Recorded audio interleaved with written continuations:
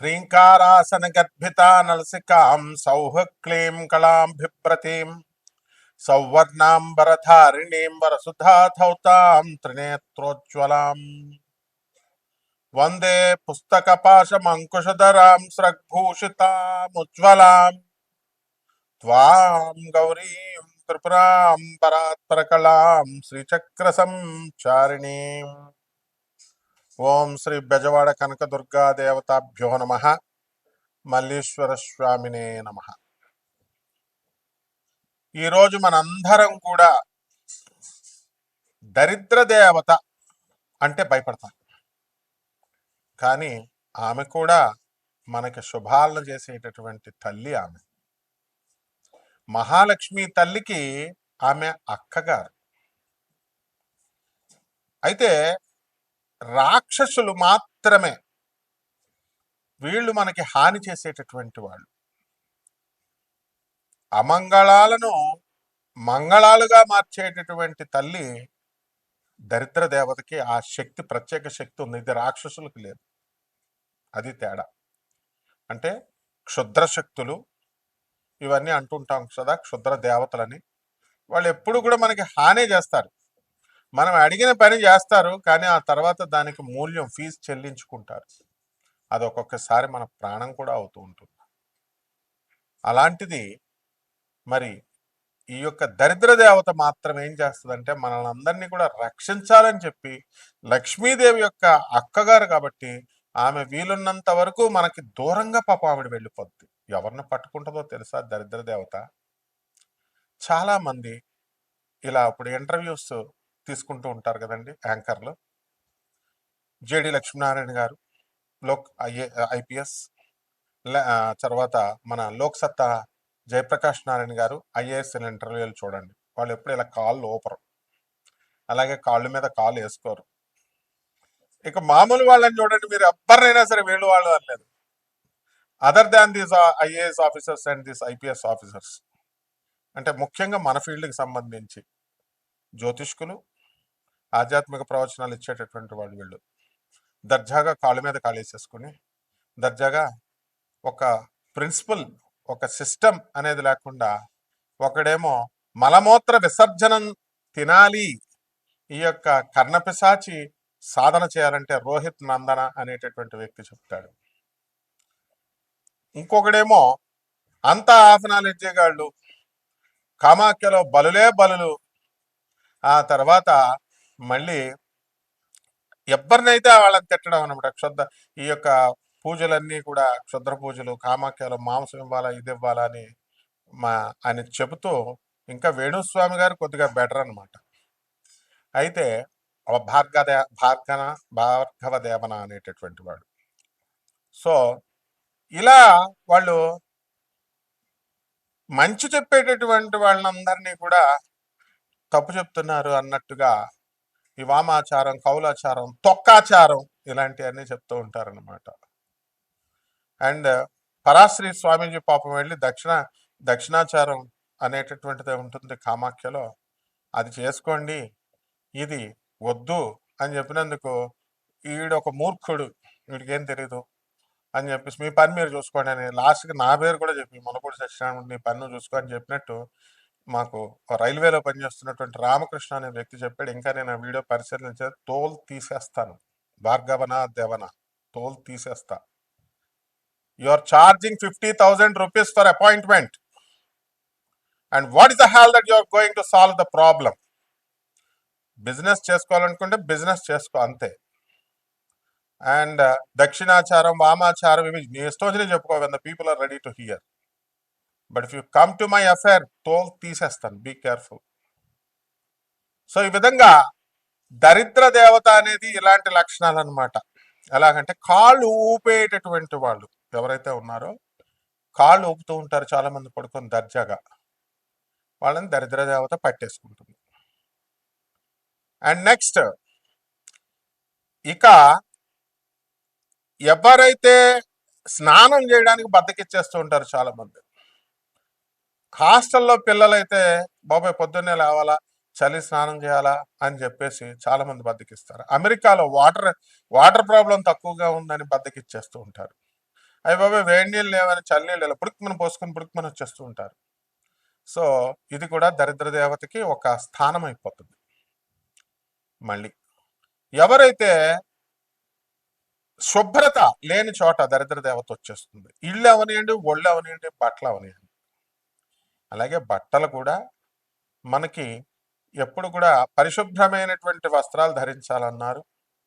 Hair కూడా చాలా ఎప్పటికప్పుడు కట్ చేసుకుని షార్ట్గా ఉంచాలి. అందుకని మిలిటరీ ఆఫీసర్స్ చూడండి, వాళ్ళంతా షార్ట్ వేసుకుంటారు.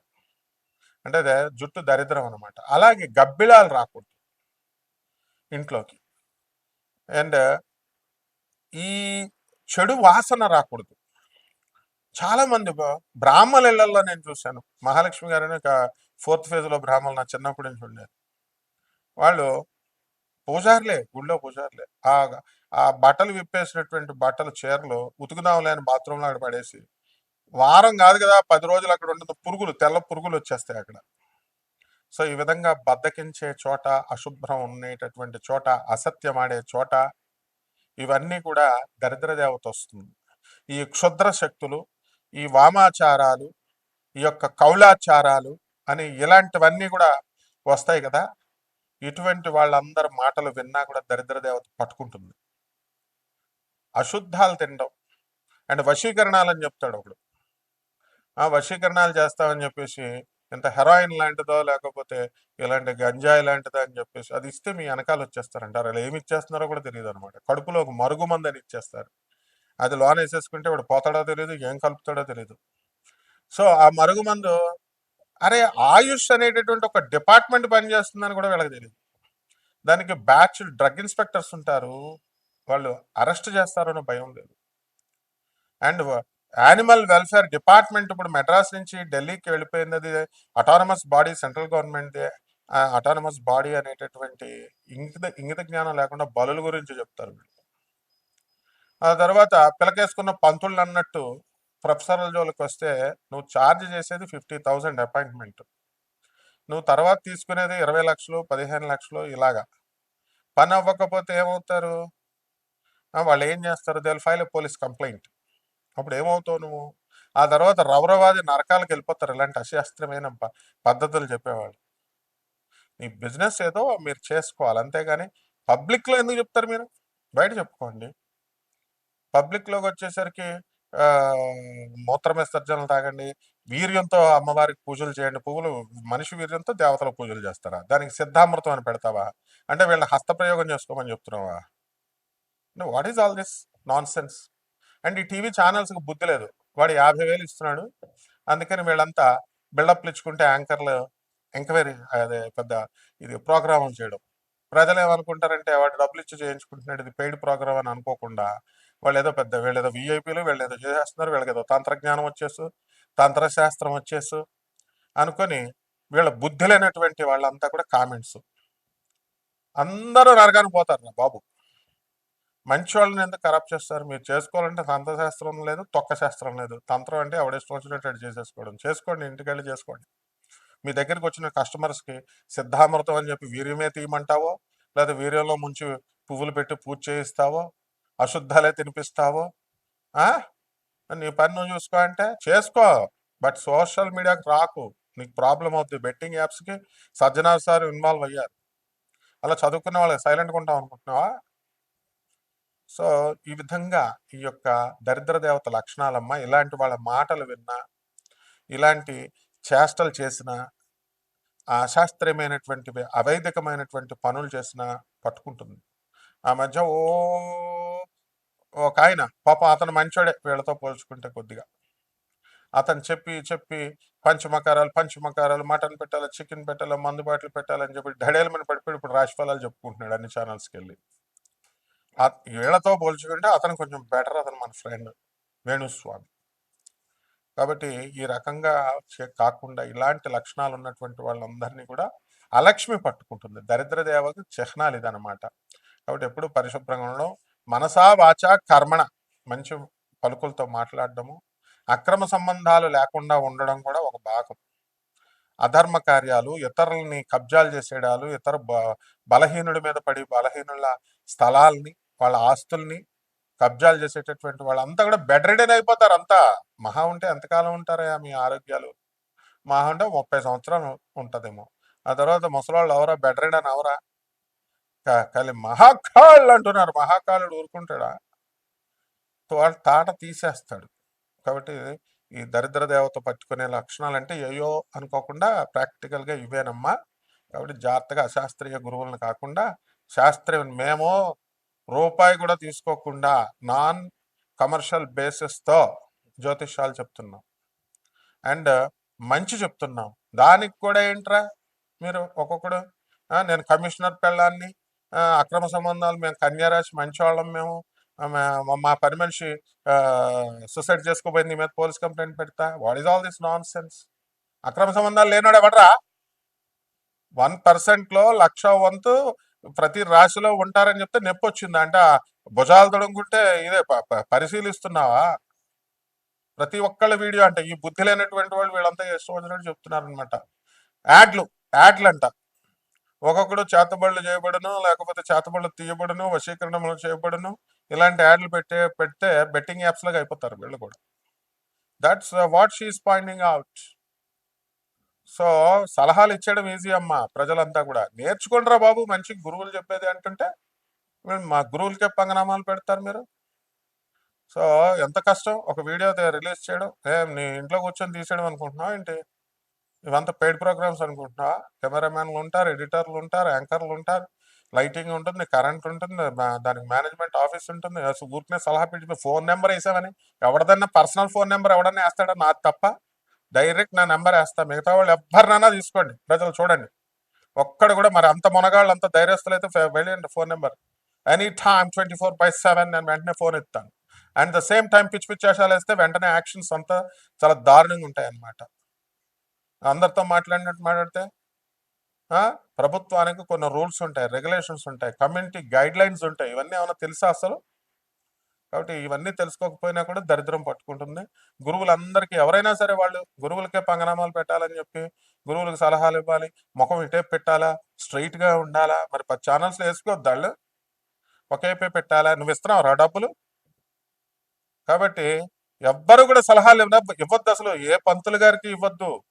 దక్షిణాచారంలో చెప్పేటటువంటి పంతుళ్ళంతా కూడా పాపం వాళ్ళు ఒక పద్ధతిలో చెప్తున్నారు. మహా తీసుకుంటే డబ్బులు. మా భార్గవదేవన, మా ఇది రోహిత్ నందన, వేణుస్వామి వీళ్ళు కూడా పాపం డబ్బుల కోసమే కదా ఎవరు చేసినా సరే. తంత్రశాస్త్రంలో వినండి, మరి వాళ్ళు చెప్పింది వినండి, ఎవరొద్దన్నారు? అంతేగాని మళ్ళీ ఒకళ్ళకొకళ్ళు శాస్త్రాల్లో డిఫరెన్స్ ఉంటుంది, పర్సనల్గా ఏముండవు. కాబట్టి మీరు మరి రెచ్చిపోయి కామెంట్ అసలు మీరు ఎవర్రా బాబు? మీకు ఫ్రీగా చూడడానికి నెట్టా ఒక్క నెట్ ఏంట్రా? నెట్ ఈరోజు 290 రూపాయలు వేసుకుంటే ఫ్రీ నెట్. అసలు చూసి ఉండలేరా? గురగొరలు ఆడిపోద్దా కామెంట్లు పెట్టేదాకా? ఆడవాళ్ళని కూడా బెదిరిస్తారు. రఘుప్రియ మేడం అన్న మేడంకి ఒకడు విజయనగరం నుంచి చేస్తాడు. మేడం స్ట్రైట్గా ఉంటే బాగుంటుంది, స్ట్రైట్గా ఉంటే సైడ్కి కూడా చేసేస్తున్నారు, మీ పరువు పోతుంది అది ఇది అని. సో స్ట్రైట్గా కాపురం చేస్తున్నావు నాయన, నేను ఐఎమ్ క్వశ్చనింగ్ యూ. అన్ని స్ట్రైట్ ఉండవు నాయన, డిఫరెంట్ డిఫరెంట్ యాంగిల్స్ ఉంటాయి ప్రతి దానికి, ప్రతి పనికి కూడా. So take care, don't give suggestions to any పంతులు గారు, ఎనీ జ్యోతిష్కుడు. తంత్రశాస్త్రం అయినా కూడా, మంత్రశాస్త్రాన్ని మీకు ఇష్టమైతే వెళ్ళండి, కన్సల్టెన్సీస్ కట్టుకోండి, చేసుకోండి. ఇవన్నీ కూడా సిద్ధాంతాల పరంగా డిఫర్ అవుతాం తప్ప మేమందరం ఫ్రెండ్సే. కాబట్టి ప్రజలు మీరందరూ కూడా మనల్ని ఆదరిస్తున్నారు కాబట్టి మీరు కూడా మన కమ్యూనిటీ, మీరంతా మన ఒక ఫ్యామిలీ. అందువల్ల యూట్యూబ్ మన తండ్రి ఆయన మనువు.